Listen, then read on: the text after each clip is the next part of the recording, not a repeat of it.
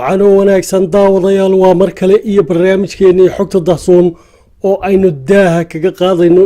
qorshaha dhanka difaaca ee ay Sacuudigu ku doonayaan inay ku yegleelaan laba barnaamij oo dhinacyada nukliyeerka iyo gantaalaha ridada dheer waase maxay sababta uu qorshaha Sacuudigu warwarka ugu dhaliyay Israel iyo Mareykanka macluumaad kale ayaa raaci doona ku soo dhawaada barnaamijka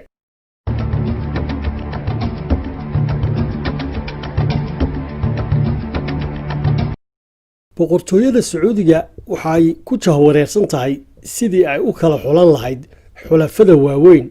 inkastoo aanay Shiinaha ka doorbidaynin saaxiibkeedii taariikhiga ah ee Mareykanka haddana Riyaad waxay u aragtaa Shiinaha inay ka shuruudo yar yihiin marka ay timaado iskaashi lagala yeesho quwadda nukliyeerka iyadoo Washington ku qasbaysa wadamada ka faa'iideysanaya kaalmadooda farsamo ee dhismaha barnaamijyadooda nukliyeerka inay u hoggaansamaan xeerarka caalamiga ah ee la xidhiidha hakinta fiditaanka hubka nukliyeerka iyo xeerarka quwadda nukliyeerka ee waddanka Mareykanku gaarka u leeyahay waxay ahayd wax la wada filayay in Riyaad ay lumiso kalsoonida Mareykanka kadib weeraradii lagu qaaday xarumaha saliidda ee Aramco bartamihii bishii Sebtembar ee sanadkii hore xilliga oo Mareykanku faraha ka laabtay taageerada Sacuudiga oo waajahayay hanjabaadaha Iiraan iyadoo Iiraanna la rumaysnaa inay ka dambeysay weeraradaasi Sacuudigu sidoo kale waxay u danaynayaan Washington iyadoo Beijing iyo Moscow isbaahaysi la leeyihiin Iiraan oo nidaamka dawladeed ka dhisan oo haatan cadow ku yahay boqortooyada Sacuudiga iyadoo Riyaad aan isku halaynaynin Shiinaha iyo Ruushka oo ay u diidi karaan haddii ay go'aansato inay ku sii socoto soo saaritaanka hub nukliyeer u dhawaanshaha Riyaad ee Shiinahana waxa aad uga walwalaya Washington iyo Talabi dhawaana saraakiisha Israel Mareykanka iyo reer galbeedku waxay muujiyeen walaacooda ku saabsan warbixinaha ay qoreen wargeysyada Mareykanka ee ku saabsan dhismaha xarun cusub oo nukliyeer oo ku taala saxaraha Sacuudiga xarunta oo ay gacan ka siinayaan Shiinaha si loo soo saaro maadada huruudda ee ka mid ah waxyaabaha ugu muhiimsan ee habka kobcinta macdanta uraniumka ee lama huraanka u ah soo saaritaanka hub nukliyeer warbixinaha saxaafadda Mareykanka waxaa lagu sheegay in xarunta maadada huruudda soo saarta inay ku taalo waqooyi galbeed Sacuudiga una dhaxayso magaalooyinka Tabuk iyo Madiina kasoo iskaashiga dhinaca aaladaha nukliyeerka Shiinaha ayaa inta badan ku lug leh horumarinta awoodaha Sacuudiga si ay u soo saaraan gantaalaha ridada dheer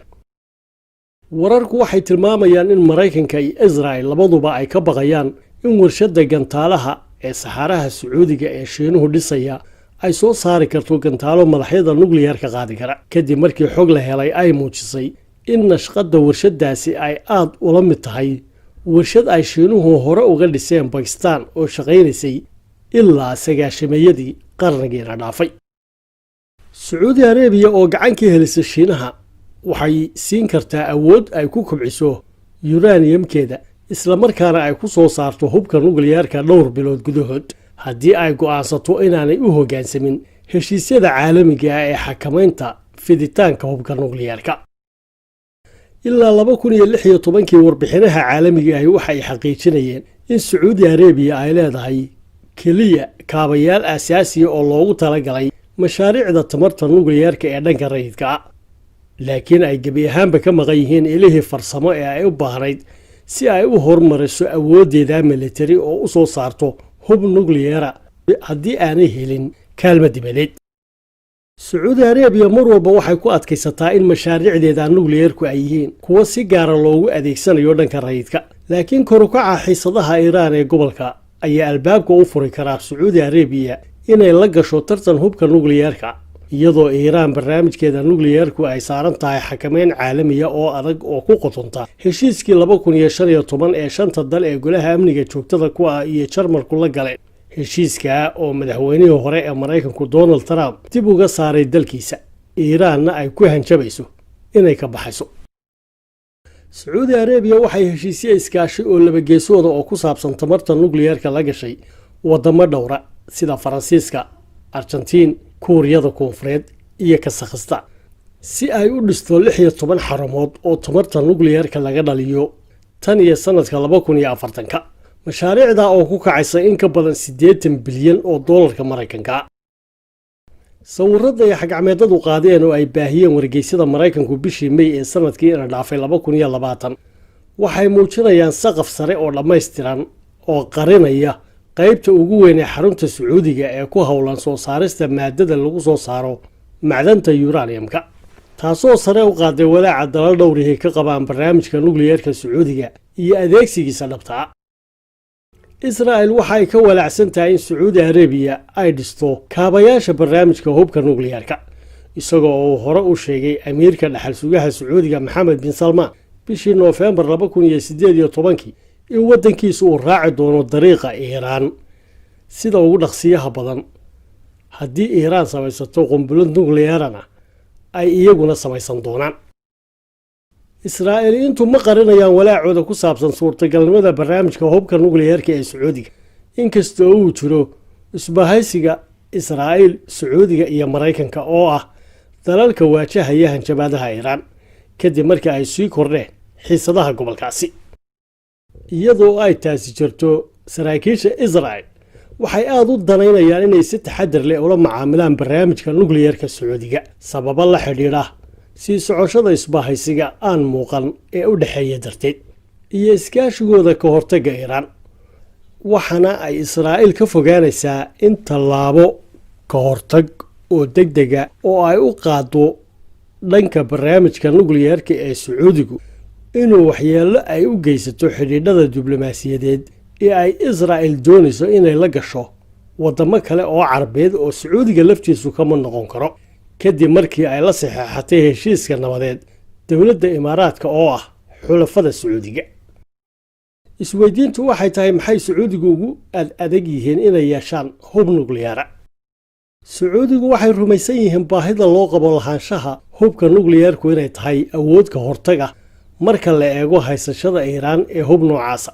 ama raaditaankeeda culus ee Iiraan ay hubka yeelashadiisa ugu jirto iyo halista ku jirta ee ay ku yeelan karto dowladda Sacuudiga. mowqifka rasmiga ee Sacuudiga ee hubka nukliyeerka waxaa lagu macnayn karaa oo kale in boqortooyadu ay ku shaqeynayso 3 ujeedo oo kala ah. 1. Sacuudigu inay u arkaan soo saaridda hubka nukliyeerku inay tahay awood ka hortaga marka loo eego hanjabaadaha iman kara. talabaadna waa inay doonayso in haddii si ama si kale loogu ogolaan waayo samaysashada hubka ay heshiis iskaashi oo dhanka difaaca la gasho mid ka mid ah wadamada hubka nukliyeerka haysta oo isagu hadhow ka hortaga khatar dhanka hubkaasa hadday ku timaado Sacuudiga. ujeedada saddexaadna waa in ugu yaraan barnaamijkeeda nukliyeerku dhabaha u xaadho in la wada dareemo khatarta faafitaanka hubkaasi ee gobolka bariga dhexe oo la sii amba qaado dadaalada caalamiga ah ee lagaga dhigayo gobolka aag ka caagan hubka nukliyeerka.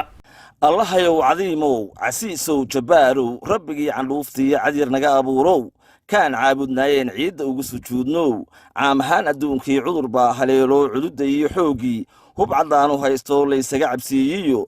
culimmadii aqoontiiyo colkii saynisyahankii cilmi baadhayaashii xag kastaba u cararo weli way cakirantee cadaabiye jannaalow ciirdarroorshihii carradoo mid dhimatee dibisoo cagaarshow carruur koryihiiyow risa cayimihiiyow cidduu raba u buuxshow calaacalaha taagnay caafimaad sareecana nagu caymi eebbow.